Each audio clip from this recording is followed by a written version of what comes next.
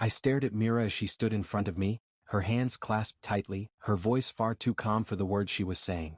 "I want a divorce," she repeated, and I felt the air shift around us. I blinked, unsure if I had heard her correctly. "Mira, stop," I said, trying to laugh it off. "You're upset. We can talk about this after I finish." She cut me off with a small shake of her head. "I've talked for years. You never listened." I felt irritation rise before anything else. "Can you at least tell me what this is really about?" I asked. She sighed, but there was no anger in it, just exhaustion. "It's about everything and nothing. It's about how you come home every night like a shadow. It's about how I stopped being someone you saw." Her words hit harder than I expected. "Mira, you know my work." "I know," she said, lifting her gaze to mine. "Your work is your priority. It always has been." She reached into her bag and pulled out a thin envelope. I waited for years for something to change. I stared at the envelope, my chest tightening. "You're serious," I whispered. She nodded. "I signed them. I just need your signature." My voice cracked slightly. "You didn't even talk to me about this." She gave a soft, humorless laugh. "I've talked to you in every way I knew how. I begged, I argued, I cried. You didn't hear any of it." I opened my mouth, searching for something to say, but nothing came out. She stepped closer. "Do you know what hurts the most?" she asked. I swallowed. "What?" "I stopped being angry months ago. Now I feel nothing." That word, nothing, echoed inside me. "Mira, don't say that," I said, reaching out, but she stepped back. "Please don't touch me right now." Her eyes weren't cold, just distant. "I'm not trying to hurt you. I'm trying to free myself." I felt my throat tighten. "I thought you'd stay," I admitted. "No matter how busy I got, I thought." She finished for me. "You thought love could wait." I shut my eyes briefly. "Maybe I did. And I thought you'd eventually look at me again," she said softly. "But I can't live in hope anymore." I sat down slowly, feeling the weight of everything pressing against me. "Can we fix this?" I asked. She shook her head. "I don't think you even know what this is." I hated how calm she sounded. "You used to fight with me," I said. "You used to get angry." "Anger means there's still something left to save," she replied. "I'm tired and I'm empty." I leaned forward, elbows resting on my knees. "I didn't know you felt this way." "You didn't want to know," she corrected gently. "You were always somewhere else." Silence stretched between us before I spoke again. "Who am I to you now?" She hesitated. "You're the man I loved more than anything," she said. "And the man who kept choosing everything but me." I winced. "I never meant to hurt you." "I know," she whispered. "But you did." She placed the envelope on the table. "Sign them when you're ready. I'll send someone to pick them up." I looked at the papers like they were a foreign object. "This feels unreal." "It felt real to me for a very long time," she replied. I looked up at her. "Mira, don't walk away." Her expression softened briefly, too briefly. "I already walked away inside," she said. "Today I'm just finishing the step." I stood desperate now. "Tell me what I can do." "Let me go," she whispered. "That's all that's left." She moved toward the door and I followed without thinking. "Mira, please," I said again. She paused, turning slightly. "I hope you find what you were always chasing," she said. "I just can't wait for you anymore." She opened the door, letting in a draft of cold air. I watched her silhouette for a moment, wondering how I had missed the signs, how I had let her love fade into silence. "Goodbye," she said gently. The door closed behind her, and the quiet that followed was heavier than anything I had ever felt. I sank onto the couch, staring at the papers she left behind. I sat there for a long time, listening to the echo of her footsteps that weren't even there anymore, trying to convince myself she would turn back. I imagined the door opening again, imagined her calling my name the way she used to when she still believed in us. But the silence stayed. I whispered, "I didn't know it would end like this," though no one was there to hear me. My hand hovered over the envelope, trembling. I wasn't ready to sign, not ready to accept any of it. Even then, a part of me kept hoping she would return, if only for last chance to say what I said. That was the day she walked away, the day I lost her without even knowing it. I sat alone in the apartment, the silence pressing against my ears like a weight I deserved. "You did this," I whispered to myself. "You pushed her away." But talking to myself didn't change anything, and the walls didn't answer. I rubbed my palms together, staring at the spot where she used to leave her keys. "Mira, why didn't you just shout at me louder?" I muttered. "Why didn't you force me to see what I was doing?" Even as I said it, I knew the truth. She had shouted, just not in ways I bothered to hear. I leaned back and closed my eyes, and the memories came like someone flicking scenes on a projector. "You're late again," she had said once, her voice trembling though she tried to hide it. "I made dinner." "I had work," I'd replied, not even looking up from my phone. "You know how it is." "I know," she'd whispered. "I just wish you knew how it is for me." But I brushed it off, telling myself she was being dramatic. Now the echo of that moment felt like a knife twisting slowly. Another memory struck, her sitting on the couch, her hands clasped the same way they were when she told me she wanted a divorce. "Do you even see me anymore?" she had asked. "Mira, don't start," I'd said. "You know I'm doing all this for us." "For us?" she repeated back then, the words hollow even then. Back in the present, I exhaled shakily. "I really didn't see you," I admitted into the empty room. The door buzzer suddenly rang, jolting me. When I opened the door, Adil stepped inside with his usual casual swagger. "Bro, you look like hell," he said immediately. "Thanks," I muttered. "Perfect timing." He looked around. "So she's really gone?" I nodded. "She left yesterday." Adil whistled. "Man, I heard something and I don't know if I should tell you." My stomach tightened. "Just say it." He hesitated. "People are talking. Some say she found someone else." My head snapped up. "What? Who?"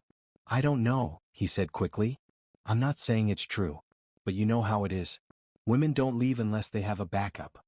A spark of jealousy rushed through me, ugly and hot. "She wouldn't," I said, but even I didn't sound convinced. Adil shrugged. "Look, you ignored her for years. Maybe she realized someone else actually sees her." The words hit harder than I wanted. "Get out," I said quietly. He blinked. "Bro. Just go." He raised his hands defensively. "Fine. But don't say I didn't warn you." Then he left, the door clicking shut with a finality that pissed me off more than his words. I paced the living room. "Found someone else?" I muttered. "Is that why she gave up?" The thought burned. I grabbed my coat, ready to storm out and confront her, demand the truth, demand something. But halfway to the elevator I froze. What am I even going to say? I asked myself. What right do I have to demand anything? I turned back. I didn't have the courage to face her, not when I was the one who broke her first. Later that evening, I stepped out to clear my head, wandering aimlessly. That's when I ran into Hiba, Myra's coworker, outside a small cafe. She spotted me and stiffened instantly. "You," she said, eyes narrowing. "I should have known you'd look miserable now." I swallowed. "Hiba, please. I just want to know." "What?" she snapped. "Want to know how many nights she cried? How many times she showed up to work pretending she was fine? How many excuses she made for you?" Her words struck like blows. "I didn't know," I whispered. "You didn't want to," she shot back. "Do you know how many times she waited for you to come home? How many times she told me, maybe tomorrow he'll notice?" I felt my chest tighten. I thought she understood my workload. "She understood everything," Hiba said, shaking her head. "That was the problem. She understood you so much that she forgot to take care of herself." I exhaled shakily. "Did she say anything about me before she left?" Hiba stared at me for a long moment. "She said she hoped you'd finally look in the mirror and see the man you became." Her words landed like a final verdict. "I guess she was right," I said quietly. Hiba softened just a little. "She loved you," she murmured. "That's why it hurt her so much."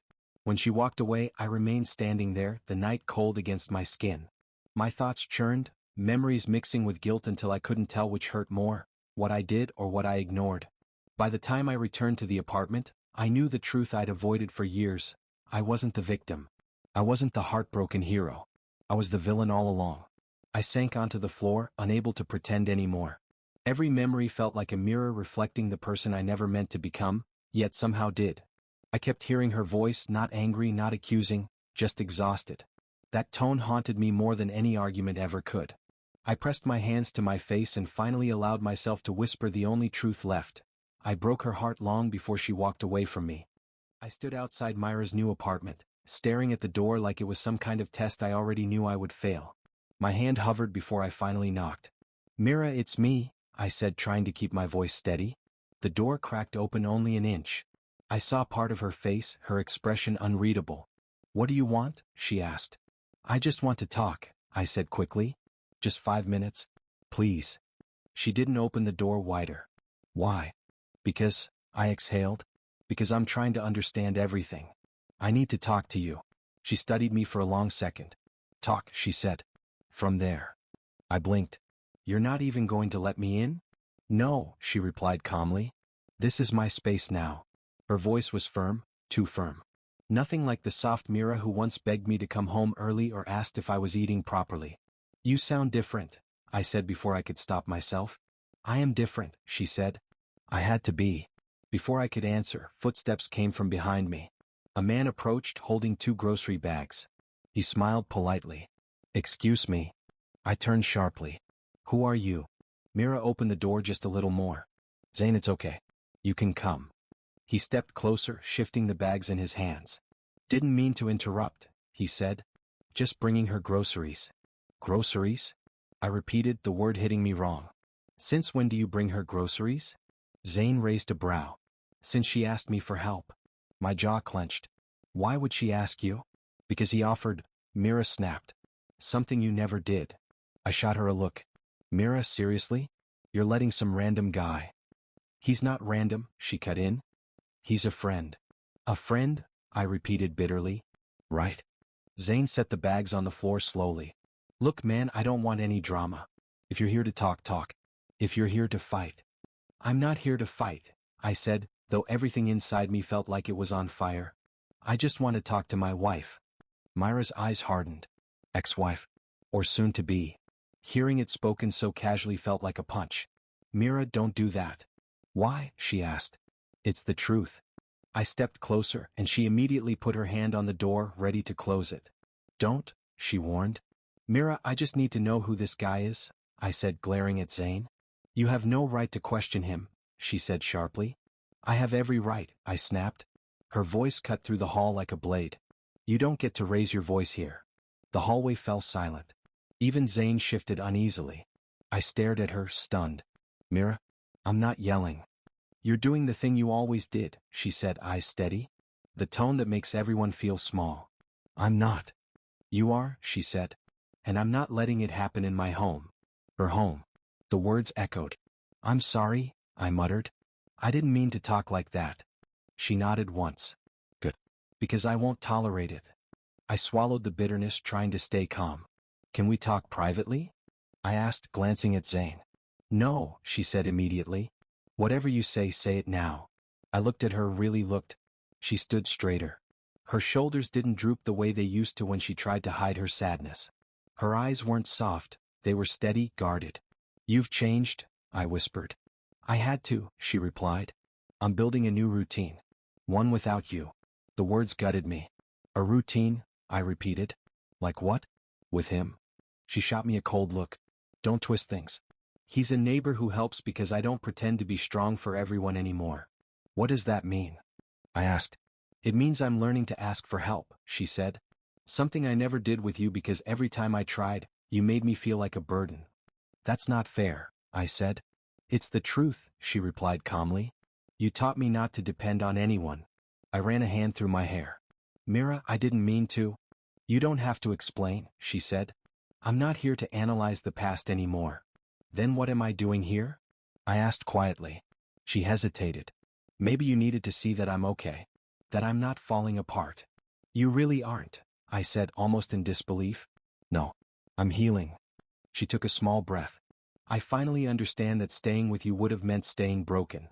The words hit harder than any insult could. Was I really that bad? I asked. You weren't bad, she said softly. You were just never there. And I kept shrinking myself to make room for you. I won't do that again. I tried to swallow the ache rising in my chest. I'm trying, Mira. I'm trying to understand. I know, she said. And I'm glad. But your understanding came too late. I nodded slowly, unable to argue. Can I at least call you? Once in a while? No, she said gently. Not right now. Zane picked up the grocery bags again, staying silent but watching us cautiously. I stepped back, feeling the distance stretch like a wall between us. Mira, I'm sorry. For everything. I know, she whispered. Good night. She closed the door without waiting for my response. I stood there for a long time, staring at the closed door, wondering when she learned to be strong without me. And as I walked away, the truth sank deeper than jealousy ever could. She had changed. I was the one who didn't change in time. I had gone to Myra's old apartment to collect some documents she left behind. Mrs. Salmon, her landlord, answered the door with a curious look. "Are you Myra's husband?" she asked cautiously. I hesitated. "Ex-husband." She nodded slowly. "I heard." She didn't mention why, though. She was always private. I just want to understand," I said quietly. "I need to know what went wrong." Mrs. Salmon's eyes softened. "Do you really?" "Yes," I whispered. "I need the truth." She gestured me inside. "Sit down. This won't be easy." I sank into the chair, heart hammering. "She left, not because of Zane," Mrs. Salmon said slowly. "She left because of the life she had with you. She covered for your temper, your long absences, the silence that felt louder than any argument. She stayed when she shouldn't have." My chest tightened. I thought she was leaving because she found someone else." "No," Mrs. Salmon said firmly. "She waited. For years. She hoped you'd see her, hear her change. But you never noticed." "Not really." I stared at her, voice faltering. I thought I was enough. I thought work, effort, that it was enough." Mrs. Salmon shook her head. "Love isn't about effort in business deals or hours at the office. It's presence, attention, kindness. She needed you there fully. And you weren't." My hands shook. I never realized. I thought I was protecting her. I thought I was doing what was best." "Best for who?" she asked gently. "Not for her." I closed my eyes. The weight of every ignored text, missed call, cold silence, every late night I spent away, every sharp word I muttered, it crashed down on me. When I looked up, Mrs. Salmon was studying me. "You were blind. And she was strong. Stronger than you ever saw." I nodded silently. The words cut deeper than any accusation I could imagine. Later that evening, Rayhan found me slumped on the sofa, staring at the empty space Mira left behind. "You look like hell," he said, hands on his hips. I learned something," I muttered. "Something I didn't want to hear." "Enlighten me," he said, crossing his arms. I caused it. Mira left because of me, not because of anyone else. All those years, all the neglect, my temper, the silence, it drove her away." Rayhan's eyes narrowed. "And you're just realizing this now?" I looked down, ashamed. I never saw it. I didn't see her pain. "You need help," Rayhan said firmly. "Professional help. You can't fix this on your own." I don't know if it'll matter," I said, voice cracking. "What if it's too late?" Rayhan didn't reply immediately. Then he said, "Better late than never. But you need someone to guide you." The next day, I found myself in a therapist's office. Farah, warm and observant, welcomed me with a nod. "Sit anywhere," she said. "You look tense." "Is it that obvious?" I asked wryly. She smiled. "Slightly. But more importantly, you're here. That counts." I sank into the chair. I never loved myself enough to love her properly. I thought I did, but I didn't. And now, I'm scared it's too late. Farah leaned forward. "What do you want, truly?" "I want her back," I said, almost in a whisper. "But I'm not sure if I want to change for her or for me." Her eyes were calm. "Then we start there. You don't get her back by chasing her. You get yourself back by facing yourself. Your regrets, your anger, your failures, all of it. Do you think you're ready?" I have to be," I admitted. "Or I'll lose more than her. I'll lose myself." She nodded. "Then that's where we begin. You face the truth, accept it, and grow. Not for her. Not to win her. But for the man you were meant to become." I closed my eyes. The tears came quietly. Silent. Healing in their own way. I never realized how much I hurt her," I whispered. "You didn't," Farah said. "Not until now. But now you do. And now the choice is yours. You can let it destroy you or you can let it change you." I took a shaky breath. "I choose change. Even if she never comes back. Even if it's too late for us." "Good," she said softly. "Change isn't easy. But it's the only way to make peace with your past." I left the session with my chest tight but lighter. The truth I never wanted to hear had finally been spoken aloud. And for the first time, I felt the stirrings of clarity, accountability, and the faint glimmer of hope. Mira was gone. But I realized I could still become someone worthy of love. Even if it wasn't hers. I stared at my reflection that morning, really stared, and whispered to myself, "No more excuses." My voice shook, but I repeated it until I believed it. Everything I had broken, Mira, myself, the life we could have had, it wasn't going to fix itself. I finally understood that if I kept living the way I used to, I'd lose every last piece of myself. Rayhan walked into my home office as I was closing my journal. "You actually writing in that thing?" he asked. "Yeah," I said, tapping the cover. "It helps. More than I expected." He gave a small nod. "You're different these days." "I'm trying," I told him. "For real this time." "No," he said, sitting across from me. "You're doing. Not trying." The distinction hit deeper than I expected. Later that day, I called the first person I needed to apologize to, an employee I'd snapped at a month ago. When he picked up, I took a breath. "I'm calling because I owe you an apology." There was silence, then a confused, "Sir?" "I was unfair to you," I said. "I let my frustration turn into anger, and you didn't deserve that." He hesitated. "It's okay, sir." "It wasn't," I insisted. "I'm sorry." His voice softened. "Thank you, really." Ending that call felt like releasing a weight I didn't realize I'd been dragging. That night, I opened my journal again, writing, "I want to be a man who doesn't hurt the people he loves." My hand trembled. The truth was simple. I didn't know how to love without fear, and fear had cost me Mira. My phone lay next to me, screen dark, but her name pulsed in my mind. I whispered, "It's time," and typed the message I'd been avoiding for weeks. "Can we talk? I don't want anything from you. I just owe you an apology." I stared at it for a long moment before pressing send. Minutes passed. Then my phone buzzed. "Okay. Café Rua, 6 p.m. Just one word, "Okay," but I felt it everywhere. When I entered the cafe the next evening, my heartbeat drowned out the soft music playing in the background. Mira sat near the window, hands wrapped around a cup of tea. She didn't smile when she saw me, but she didn't look away either. "Hi," I said, taking the seat across from her. "Hi." Her voice was calm, steady. I swallowed hard. "Thank you for meeting me. You said it was important." "It is." I forced my hands to stay still on the table. "I've been working on myself. Not because I want something from you, but because I finally understand how much damage I caused." She looked at me carefully. "What changed?" "I did," I said. "Or I'm trying to. I started therapy. I'm journaling. I'm apologizing to people I hurt. I'm learning things about myself I should have known years ago." She nodded, slowly, waiting. I exhaled. I wasn't kind. I wasn't patient. I didn't communicate. I shut down instead of opening up. I blamed you for things that were my fault. And the worst part? You tried. You kept trying. And I kept pushing you away. Her eyes glistened, but her expression didn't soften. I continued, "I'm not here to ask for another chance. I'm not here to make promises. I just wanted you to know that you deserved better than what I gave." She looked down at her tea. "I always wanted you to understand that," she said quietly. "I know," I whispered. "I'm sorry, Mira. Truly." There was a long silence between us, heavy but not hostile. Just full of things that couldn't be undone. She finally spoke. "I am proud of you," she said. The words warmed something inside me, but her tone made it clear the warmth wasn't for us. It was for me. "But," she continued. My chest tightened. There was always a but. "I'm not the same woman anymore," she said. "The things I prayed for, the man I wanted, the version of you I begged for. I don't need him now." Her voice didn't shake. Mine almost did. "So there's no chance?" I asked softly. "I'm not saying never.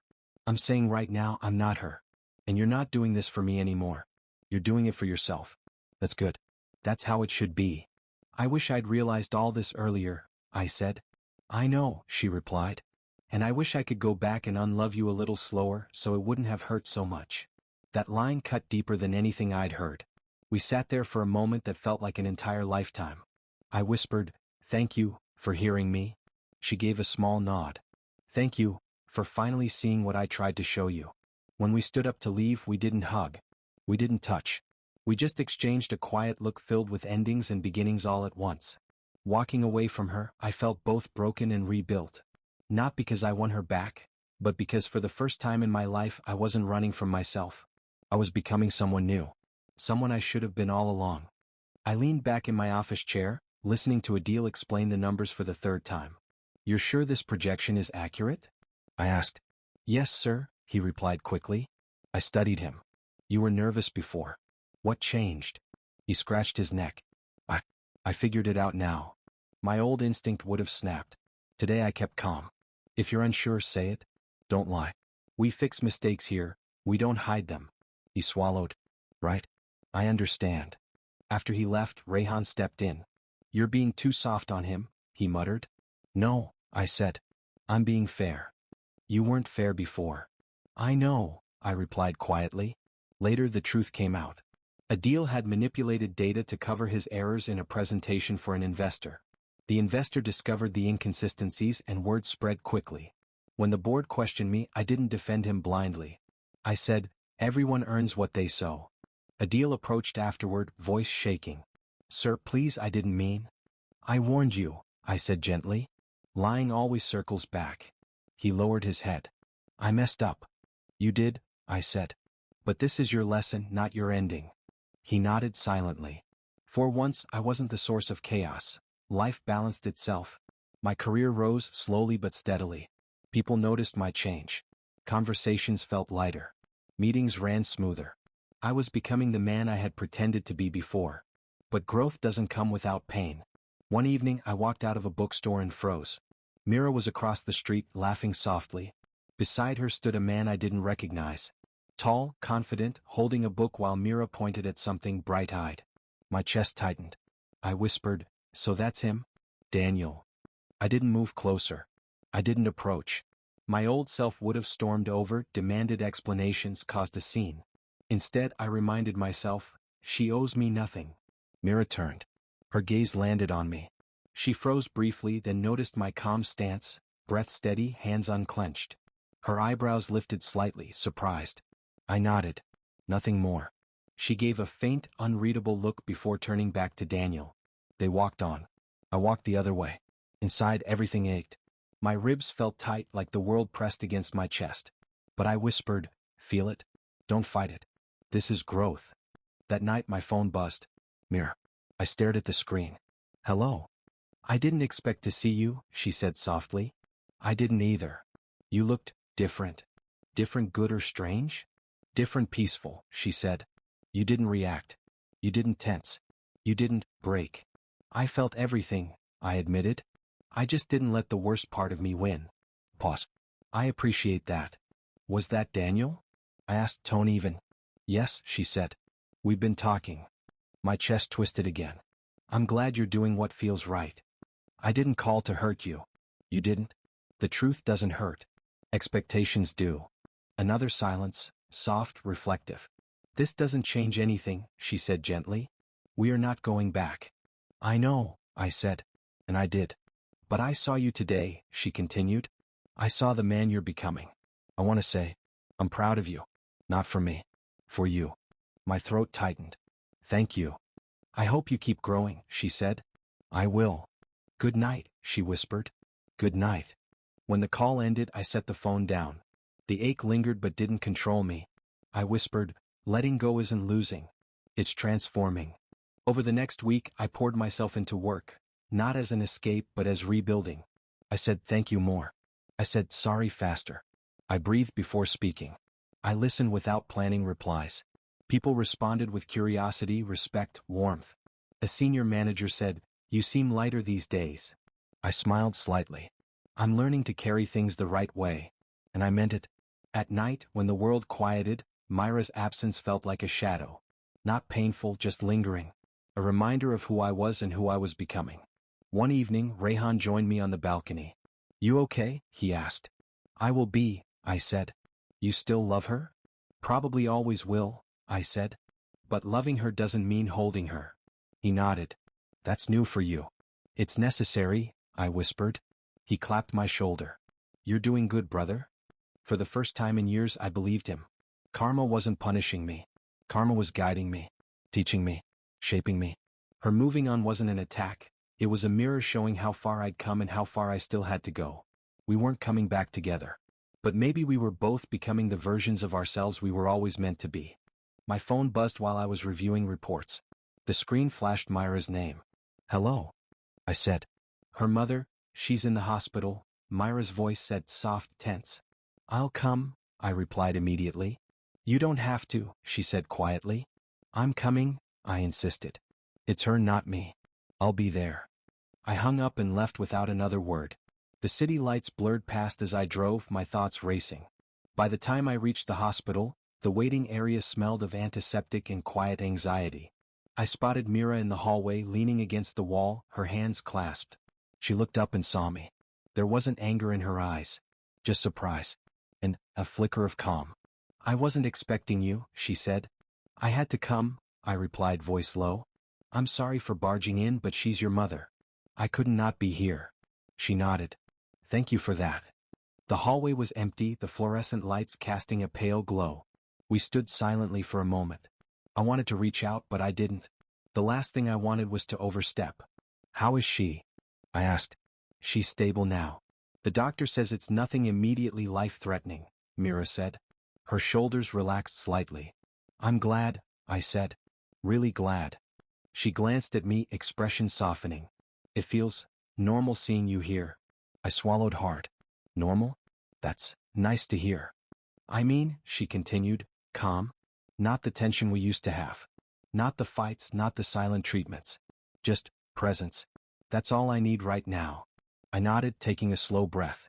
"I should have learned that a long time ago." "You did," she said gently. "You're learning now. And I see it. I see the man you're becoming." Her words struck me deeper than any apology I could have given. "I've been trying, Mira. Trying to be better, not for you, not to win you back. Just to finally understand how to love someone properly." She looked down for a moment, then met my gaze. "I don't hate you," she admitted. "I never hated you. I just outgrew the version of myself that waited for you, that believed you would change in time." The words stung, but they weren't cruel. They were honest. Painful, yes, but calm. "I finally learned how to love you," I said, voice breaking slightly, "but you already left." She shook her head softly. Maybe you were meant to learn it for the person you'll love next." I let the silence stretch between us. There was a peace in it, a stillness I hadn't felt in years. I wanted to reach for her hand, to hold her just once, but I didn't. That would have been selfish. "You're proud of me?" I asked quietly, needing to hear it. "I am," she said. "Truly. You're becoming someone I would have loved to know in another life. And that's enough." My throat tightened. "I wish I could have been that man for you," I whispered. "I wish I could have stayed long enough to prove it." "You did," she said, voice soft. "In ways you don't even realize. Just not in the way you hoped. And that's okay." The intercom called for a nurse. Myra's mother was awake now, needing attention. She stepped toward the room, then paused. "I should go check on her. You stay here if you want." "I'll stay," I said. My voice faltered. "I wanted to say goodbye. One last time, without anger, without hurt." She nodded slowly, a small, bittersweet smile forming. "Goodbye then. Peaceful, I hope." "Peaceful," I repeated. "And thank you. For everything you tried to teach me, for everything you were. Even if I failed at the time, I'm grateful." She looked at me, eyes glimmering. "I'm grateful too. For the man you are becoming. For the moments we shared that taught me strength, patience, and forgiveness. For the love we had, even if it ended differently than we imagined." I exhaled, a weight lifting slowly from my chest. I hope you're happy, Mira. Truly." "I am," she said softly. "And I hope you are too." We stood there a moment longer. The hallway lights reflected in our eyes, casting a gentle warmth. No words could capture the years of mistakes, regrets, and growth. No hugs could fix what was lost.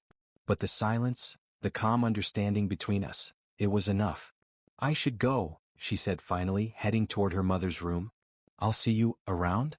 I asked quietly. "Maybe," she said, smiling gently over her shoulder. "But not as we were. Only as who we are now." "I understand," I whispered. And as she disappeared behind the door, I felt the last thread of my old longing untangle. My heart ached, yes, but it was quiet now. I whispered to myself, that was the last time I loved her, and somehow, it's the first time I can say it freely, without anger, without regret.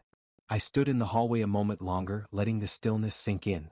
And for the first time, it felt like I was walking away from love, not losing it. The mornings felt different now. Even when my schedule was full, I noticed the small things. The sunlight on my desk, the way my tea smelled, the rhythm of the city outside. I'd learned to breathe before speaking, to listen before reacting, to pause instead of exploding. Life had a pace I could finally match. One evening, I found myself walking through the park near my apartment. The sky was painted in oranges and purples, and the air smelled faintly of rain. I felt the urge to call Mira but stopped myself. I had learned that loving someone didn't mean holding them hostage with my desire. As I walked, I noticed a familiar figure sitting on a bench, reading. My heart skipped. Mira. She looked up and saw me. Her expression didn't flicker with surprise or worry. Instead, she smiled, a warm, calm smile that didn't need explanation. Mira, I said softly, approaching. Hey, she replied, standing slowly. I paused, keeping my distance respectful. You look radiant. She laughed lightly. And you look peaceful. Different than the last time we met. I've been learning, I said. Slowly. But I'm better. That's easy to see, she said. You walk differently. Your energy, it's lighter. I swallowed. I've had time. Time to think, to reflect, to undo some of the mistakes I made. To finally understand what it means to love someone. Her gaze softened. I see that. I always knew you had it in you. You just needed the right push. I lost you before I became him, I admitted. But I can't regret it entirely. Losing you forced me to grow, to finally see myself. You've changed, she said, voice gentle. Not for me not to come back into my life, but you've changed. I nodded, a lump forming in my throat. I've been trying to be the man you once prayed for, even though you no longer needed him. She tilted her head. And I'm glad you did. For you. Not for me. That's the part most people miss. They grow hoping to win someone back. You grew knowing it might only matter to yourself. I let the words settle. It mattered, I said quietly. Every lesson, every mistake, every tear you shed because of me, it mattered. Because I finally understand what love is. Her eyes glimmered faintly. I'm proud of you. Truly. I smiled softly, though my chest ached with bittersweet relief. I hope you're happy, Mira. Truly happy. Even if it's not with me. I am, she said, voice steady. And I hope you are too. I am, I admitted. Better than I've ever been. There was a pause. The park was quiet around us except for distant children laughing and birds calling. For the first time there was no tension. No longing. No past shadows weighing down our conversation. Just calm, acceptance, and gratitude. You taught me, I said, breaking the silence. You taught me how to love. Even if I learned it too late, it was because of you. She smiled gently. And you taught me too in ways you might not realize. About letting go, about patience, about seeing people for who they can become instead of who we wish they were. I nodded, feeling a deep, quiet ache in my chest. I finally became the man you once dreamed of. And I finally see it, she replied, without needing it. That's the beauty of it. The timing, the lessons, they're all ours. But separate. Separate, I echoed. The word felt like a bomb and a sting all at once. She glanced at the path ahead. I should go. I have a dinner to get to. I understand, I said. Thank you for meeting me. Thank you for everything. She stepped closer, briefly touching my arm, a gesture full of warmth and closure. You don't need to thank me. You've already grown into your own life. That's enough. I watched her walk away, radiant and confident, and for the first time, I felt no urge to chase. My heart wasn't heavy with longing. It was full with understanding. I stayed on the bench, breathing in the cool evening air. I whispered to myself, I became him. The man she prayed for. But she didn't need him anymore. And that's okay. For the first time, I realized love isn't about possession. It's about growth, respect, and timing. Losing someone doesn't always mean failure. Sometimes it's the exact push needed to become who we were meant to be. As I stood and walked through the park, I noticed the subtle shifts in my surroundings. The wind through the trees, the soft hum of distant traffic, the laughter echoing faintly. Everything felt alive, familiar, yet untouched by the mistakes of the past. I thought of Mira once more. I hope she knows she changed me, I whispered. That her presence, her patience, her courage, it reshaped my life. And I realized I was smiling, truly smiling for the first time in years. Not because of her return, not because of a reunion, not because I still clung to the past, but because I had become a man I could respect. A man capable of love without possession, capable of peace without regret. The park stretched ahead, open and welcoming. I stepped forward into the night, light in my chest, heart untethered. And for the first time I felt the world align, not around her, not around my desires, but around the man I had finally become. I had loved, I had lost, and I had grown. And that, I realized, was enough.